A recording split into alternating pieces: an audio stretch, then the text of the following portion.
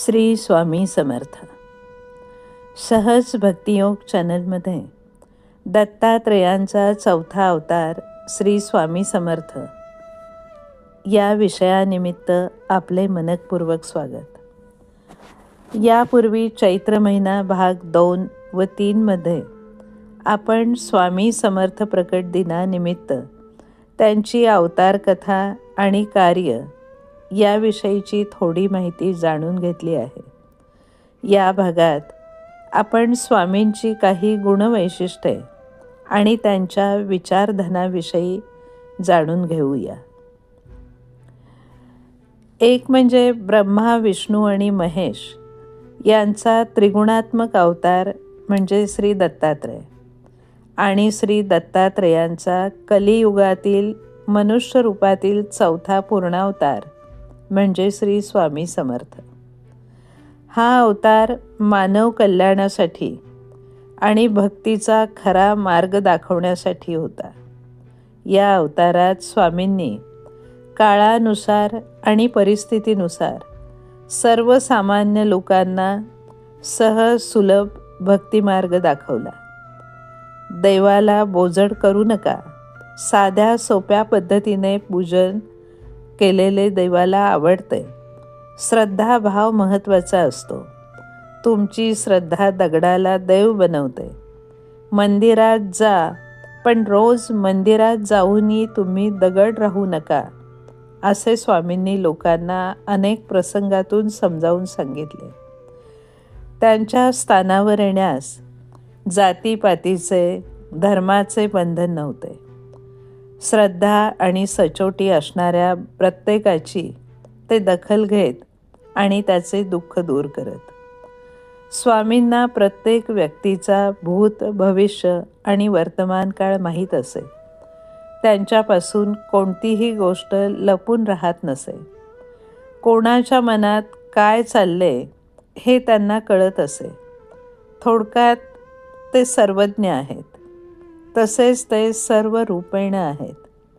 त्यांनी भक्तांना देवांच्या विविध रूपात दर्शन दिले आहे. याचा अर्थ त्यांची केलेली भक्ती सर्व देवांपर्यंत पोहोचते. कर्मकांड, अंधश्रद्धा, जुन्या कालबाह्य प्रथा, अस्पृश्यता, विटाळ, बालविवाह या विषयांना विरोध करून त्यांनी लोकांना कालसुसंगत भक्तिमार्गाकडे नेले.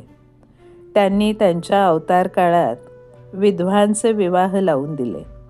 योग्य तेथे प्रवाहाविरुद्ध जाण्याचे बळ लोकांना दिले. वेश्यांना भक्तिमार्गावर आणले. चोर, दरोडेखोर, सावकार, ढोंगी बुवा यांना अद्दल घडवून सन्मार्गाला लावले. दीन दुबळ्यांचे रक्षण केले आणि अनाथांना आधार दिला. सचोटीच्या मार्गाने चालणाऱ्यांना त्यांच्या चांगल्या कर्माची फळे मिळवून दिली. ते नेहमी भक्तांना सांगत, तुमच्या भाग्यात असेल तर तुम्हाला ते मिळेलच. दैवयोग कोणाला चुकला नाही, पण देवाला बरोबर घ्यायचे की नाही हे तुम्ही ठरवायचं असतं. त्यांनी कुष्ठरोगी, आजारी, अंध, अपंग यांना बरे केले. त्यांच्या काही भक्तांना तर त्यांनी मृत्यूलोकातून पुन्हा जिवंत केले. असे नाना चमत्कार करून त्यांनी खऱ्या भक्तिमार्गाचा प्रसार केला. स्वामींनी विचारधनाचा खूप मोठा खजिना आपल्यापुढे आणून मांडला आहे. त्यातील 5 मोती जरी आपण उचलले तरी आपले जीवन ऐश्वर्यदायी होऊ शकते. तर उचलून पाहूया स्वामींच्या विचारधनातील 5 मोती. 1.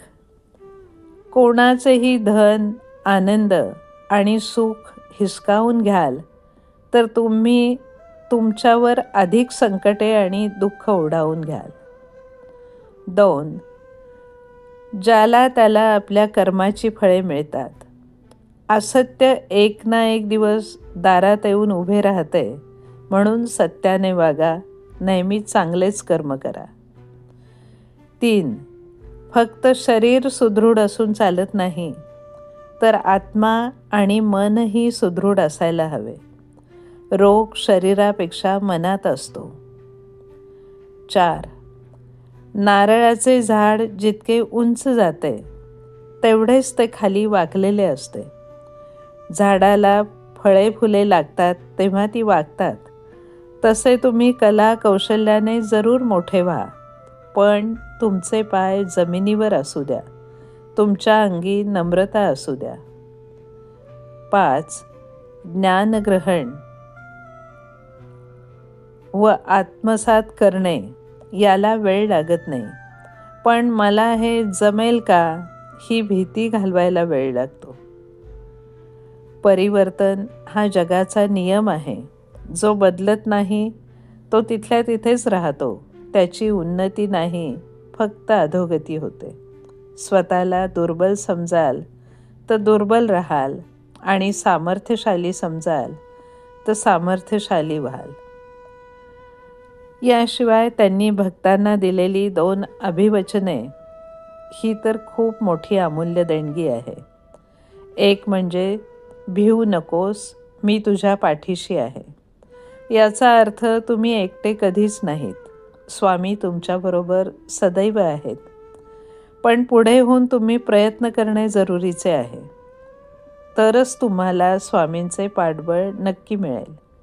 आणि दुसरे अभिवचन म्हणजे जो मला अनन्य भावे शरण येतो त्याचा योगक्षेम मी चालवतो. याचा अर्थ लहान मूल जसे आईजवळ निश्चिंत असते, त्याला कशाची काळजी नसते, तसे तुम्ही स्वामींना शरण जा. स्वामी गुरु माऊली आहे. एकदा तुम्ही त्यांना आई मानले की त्यांचे अनन्य भावाने चिंतन करू लागलात की तुमच्या संसाराची चिंता स्वामी करतील. हे त्यांचे अवतार कार्य संपवताना शेवटच्या क्षणी दिलेले अभिवचन आहे. त्याची प्रचिती आजही लोकांना येत असते.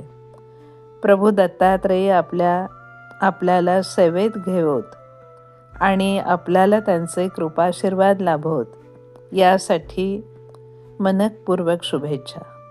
पुन्हा भेटूया पौष महिन्यातील सण उत्सवांच्या निमित्ताने. धन्यवाद.